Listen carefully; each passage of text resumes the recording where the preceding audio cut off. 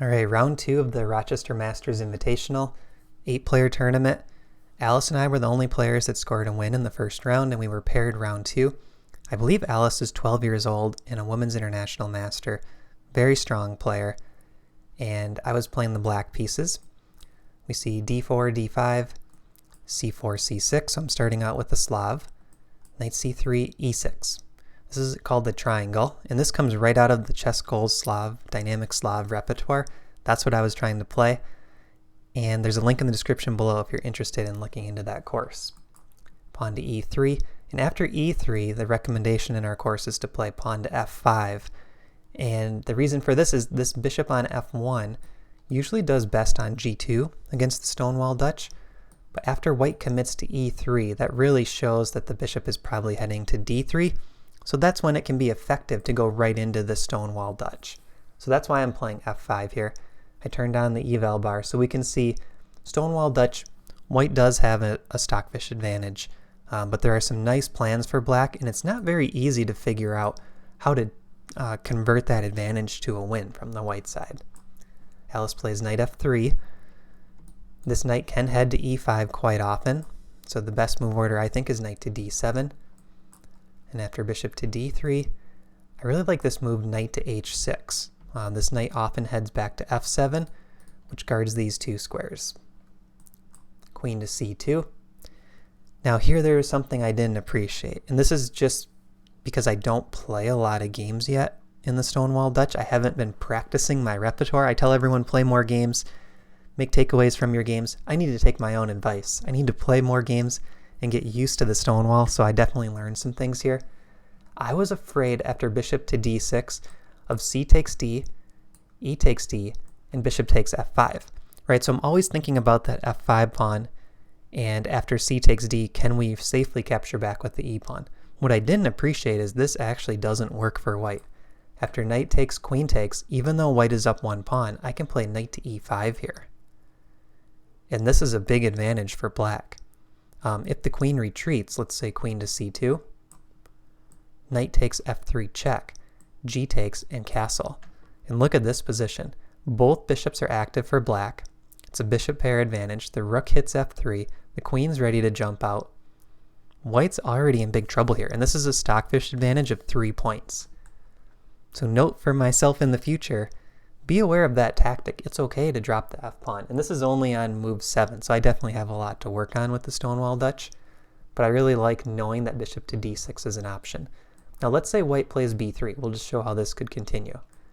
Castle for black, bishop to b2, queen to e7, and then when white castles kingside, g5 can be played. And this is kind of the spirit of the Stonewall Dutch. We're going with g4. You see that bishop pointing, queen's over here. This bishop will actually reroute through the light squares to get over to the king side, and it's very hard for white to find the queen side counterplay, right? We're going for a checkmating attack against a positional attack on the queen side. So white's got to be careful, and I think from the white perspective, a lot of players get very nervous and make mistakes when they see this king side attack coming. So let's say c5 is played, similar plan that we'll see in the game. Bishop c7, b4, g4. I love this type of position. This knight on h6 can actually reroute here and eventually come out to g5, hitting these light squares. I think black is having all the fun in this position. I'd much rather play black here. So in the future, I will look to play bishop d6 on move 7. I played knight to f6, and after b3, I stuck the knight on e4. This was definitely getting too fancy. Oh, sorry. What I should have done is just kept developing. Bishop to d6 and get castled. And that's something that I've known in the past. I tend to get too fancy and I don't develop quick enough. But for whatever reason in this case, I thought knight e4 was a nice move with this idea, bishop to b4. I didn't end up using bishop to b4, so that knight move was actually kind of a wasted move. Bishop b2, bishop d6, knight e5. Really strong move by Alice because she's going to play f4, and I've wasted some time here. Her development looks great. Castle, castle. White has a clear advantage here. Pieces are better placed. So here I play queen to g5. I wanted to play a little bit more aggressively because I knew my position was worse. I wanted to try to create some threats here. And I'm actually provoking f4, which is played in the game, because I thought, even though this is close to equal, maybe I could drum up a kingside attack later. And actually, it's an advantage for white still. I shouldn't say close to equal. It's still an advantage for white. Rook a to e1. This was a move when I saw it, I wasn't really sure what Alice's plan was. I think queenside play is called for here for white, and that's what she ended up doing. So this might have been kind of a wasted move back in return, seeing that I've already wasted a couple of moves, and I think she's waiting to see what I do. So I played bishop to d7, trying to reroute the bishop to the king side, and here Alice plays c5. Very committal move, but it makes a lot of sense, right? She's the only one playing for activity on the queen side. I don't have anything going on the king side, and the center is completely locked up. This is where I learned something new. Bishop takes e5 is a strong move. I thought this was my good bishop, and that I want to keep it on the board and try to trade this bishop off. But look at this line. Bishop takes e5, f takes e, bishop to e8, heading over to the king side to attack. After b4, bishop h5. If something captures on e4, like let's say that same bishop capture happens, this is a big advantage for black, because the action's all on the king side, and I'm ready for that. And the queenside play is coming much slower than the kingside play. If a4 is played here, going all in on this queenside attack, I have a6. This would be a mistake. After a takes, queen h4. It's a 2-point stockfish advantage with a pretty nice attack brewing over here on the king side. So that's another learning point for me. c5 was a mistake because of bishop takes e5. So I dropped this bishop back, and we're close to equal now. b4, knight to f7. Again, bishop to e8 to h5 with bishop takes knight probably was the correct plan. And since the position is so locked up, we kind of see this over and over that plan was correct. And here knight takes e5 would even be a strong move. After f takes, a move like h5, bring the queen out to g5. Again, get that kingside attack going more quickly. So I took a move to play a6. And I think in the game I was actually thinking, can I completely shut down the queenside play before going to the kingside? But in hindsight, I should have played more quickly on the kingside. So a6, Alice takes my bad bishop. I was happy to see that.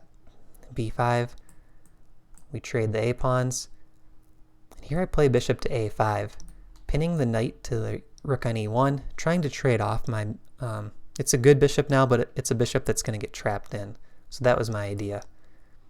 b6, take, and here I play g5. So this position is close to equal. I think bishop takes e4 is a good move for white, even though that's the bad bishop on c3. I think strategically, white's able to come pretty quickly with something like this and route the queen over. Right, my pawn structure is a little bit ugly, and this bishop actually is going to reroute e1, g3, and all of a sudden it has a bunch of active squares. So it looks slow, but the center is all closed up and that bishop can get active. Rook to a1 was played in the game.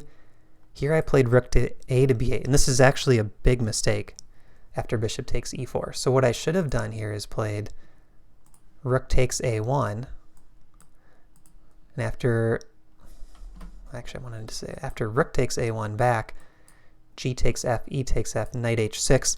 This stays in that close to equal territory, maybe slight edge for white, but it gives me some attack on the king side, and my king is not vulnerable in this position. But after rook a to b8, bishop takes e4 is a huge move here for white, and we both missed it.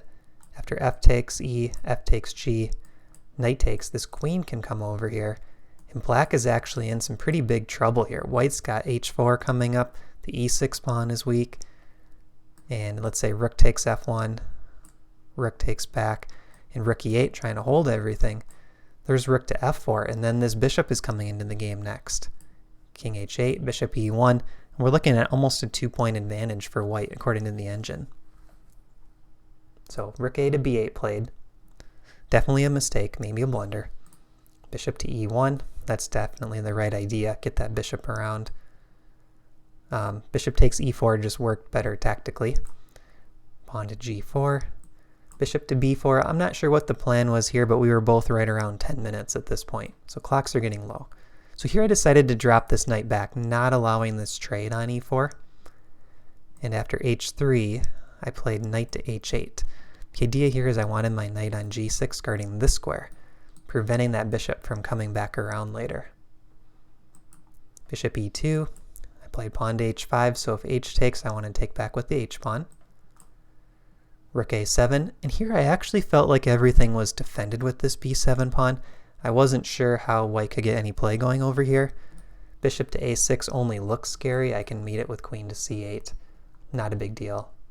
Or even like, I could just wait. I don't think I have to do anything against that threat currently because this pawn is defended twice. So here I played knight g6, rook f to a1, knight to e4.